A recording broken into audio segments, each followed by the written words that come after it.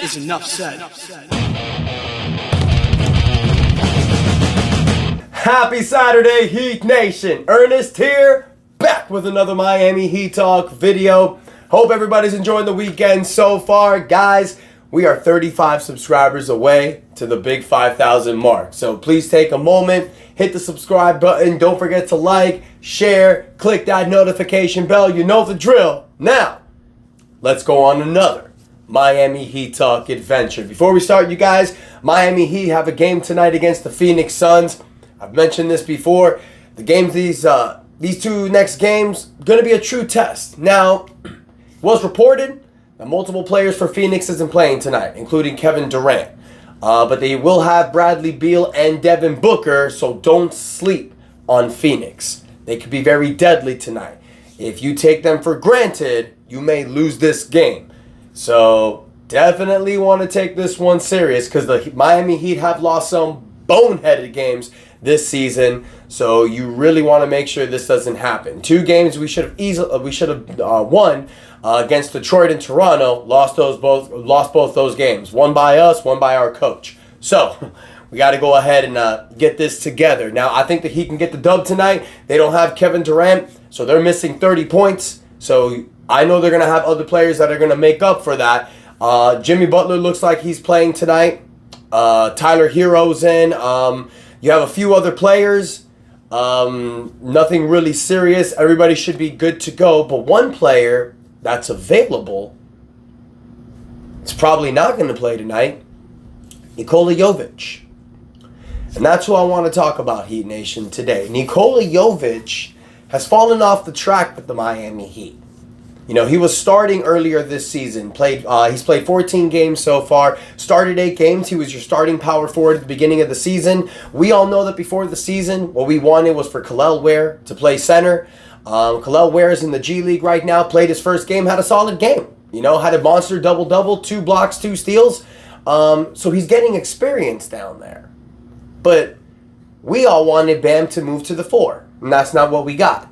We got Bam starting at the center, Niko starting at the power forward. Now, a lot of us were cool with that because you have 2 guys that are 6'9", 6'10", that can both stretch the floor. They can both lead the offense with the ball in their hand. 2 bigs that can do that.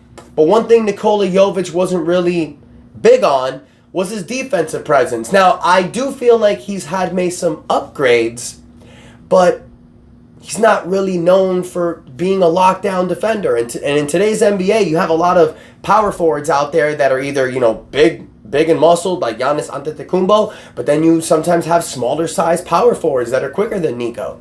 So Spo's made a transition. He's now starting Haywood Highsmith in place of Nikola Jovic.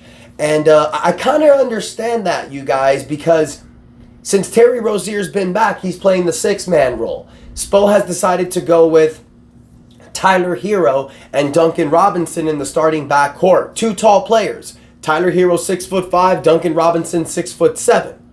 And by going with Haywood Highsmith as the starting power forward makes sense because of his defensive presence. Bam, Jimmy, and Haywood, all lockdown defenders. So this kind of makes up for Tyler Hero and Duncan Robinson. Now, I'm not saying that Tyler and Duncan are terrible at defense. Tyler's improved, Duncan's improved. I will definitely give them that. Being tall helps out as well. They are pretty quick, you know, young guys still, but none of them is known as a lockdown defender. So this is the reason why I feel that Spo has gone with Haywood Highsmith as the starting power forward.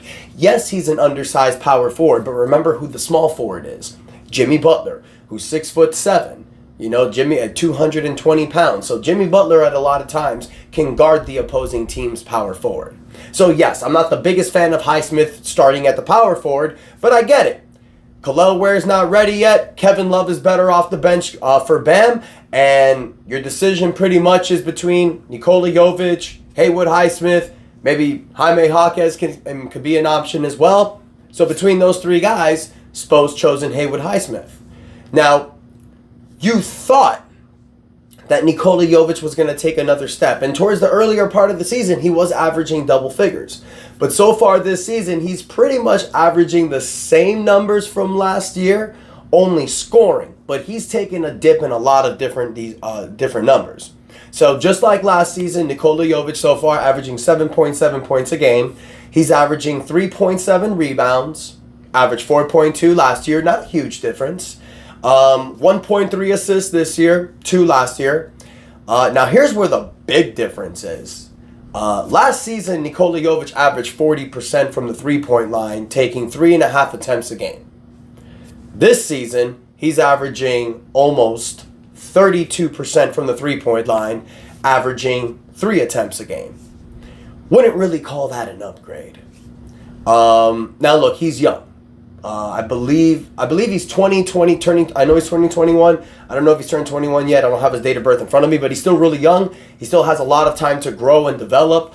I like him in this roster for his offensive presence, you guys, and I'll be honest with you.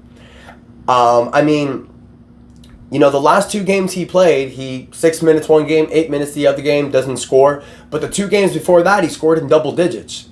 So I really think the reason why he's kind of lost his position is for 2 reasons. One, lineup change. Now that you're starting Tyler and Duncan, like I mentioned, Niko can't be out there. If you have a starting lineup of Bam, Niko, Jimmy, Duncan, and Tyler, they're going to get eaten a lot. You need defensive help. So I get why Haywood is starting. But also, the players that you're choosing to bring off the bench for these 5 guys kind of works in the rotation. You know, they're usually going with Terry Rozier, Jaime Jaquez, and Kevin Love as the main players. Now, Spo usually goes with different guys after that. You may see Alec Burks, you may see Drew Smith.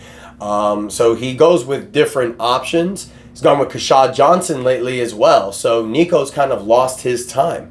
Spo did mention in recent comments that for Niko to show it to him that he should have that spot again. So the other reason I feel is that I think Spo is doing this so he can light a fire under Niko.